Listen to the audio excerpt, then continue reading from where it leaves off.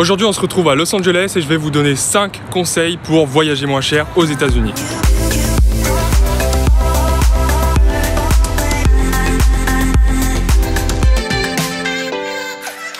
Sur cette chaîne, il y en a beaucoup qui parmi vous sont étudiants ou freelance ou alors qui aimeraient devenir freelance et peut-être justement que vous avez envie de devenir indépendant, de travailler en indépendant pour justement avoir cette liberté financière d'une part mais aussi géographique.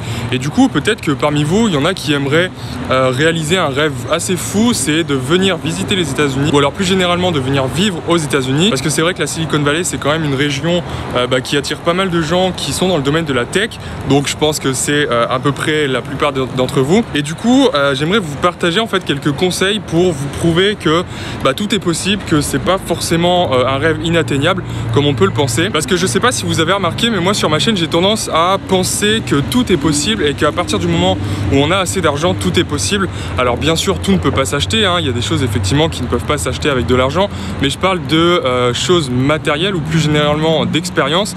Et pour moi à partir du moment où on a assez d'argent, on peut vivre à peu près tous les rêves qu'on veut. Et du coup j'aimerais vous partager justement quelques conseils qui vous permettraient, si jamais votre rêve c'est de venir visiter ou vivre aux États-Unis, de pouvoir réaliser ce rêve.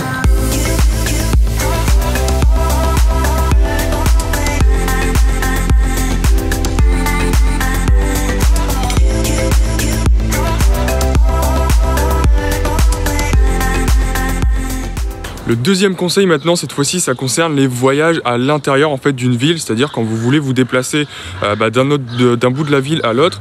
Donc là, ce que je peux vous conseiller en fait, c'est premièrement de regarder les transports en commun parce que malgré ce qu'on peut vous dire sur les transports en commun, surtout à Los Angeles et à Vegas, c'est pas si mal desservi que ça en fait. Et je vous conseille vraiment de regarder les lignes de bus, les lignes de tram, les lignes de métro, enfin tram, je sais pas s'ils ont ici, mais vraiment regardez ça parce que ça peut être très très pratique et surtout c'est vraiment pas cher. Un ticket de bus pour un seul aller à Vegas c'est 2 $ et nous c'est 1 $ parce qu'on est étudiant. Et sinon si vraiment la ville dans laquelle vous êtes est mal desservie, ce que je peux vous conseiller, ou alors si vous voulez aller à un endroit particulier, ce que je peux vous conseiller c'est de regarder les Uber ici. C'est vraiment pas cher. Alors il y a Uber ou Lyft, mais de toute façon vous téléchargez l'application Uber et ça vous le propose il me semble, ou alors c'est sur Maps, sur l'application Maps d'iOS en tout cas ça propose les Uber et les Lyft. Et ça c'est vraiment pas cher, surtout si vous êtes deux. Parce qu'en fait Uber ça vous permet de choisir si vous voulez une voiture à vous seul ou si vous êtes prêt en fait à marcher 2-3 minutes et à trouver un covoiturage en fait. Et c'est vraiment pas cher.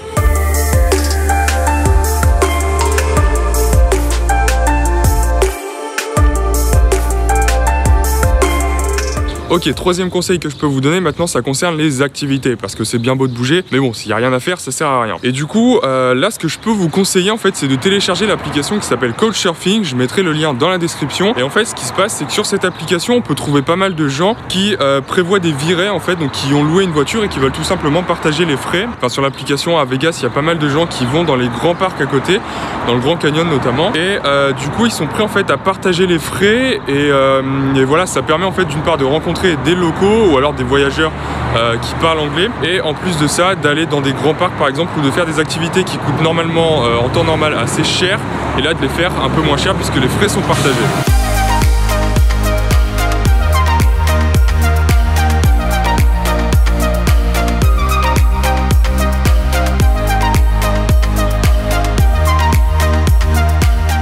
Alors quatrième conseil maintenant qui concerne toujours les activités. Si vous n'avez pas envie de bouger très loin autour de la ville, parce que c'est vrai que Couchsurfing ça permet, c'est surtout en fait des activités qui nécessitent de bouger assez loin.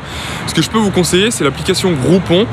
Groupon c'est connu en France en tout cas je pense et c'est vous savez des coupons, des réductions en fait sur certaines activités, sur certains restaurants etc. Et je trouve qu'en France en fait c'est beaucoup moins utilisé et là il y a vraiment des bons plans sur Groupon aux États-Unis. On peut trouver des réductions par exemple pour des sauts en skydiving, donc c'est les trucs en parachute je crois. Pour des restaurants on peut trouver aussi plein de réductions sur des musées, donc c'est vraiment intéressant. L'application s'appelle Groupon, encore une fois je vous la mets dans la description.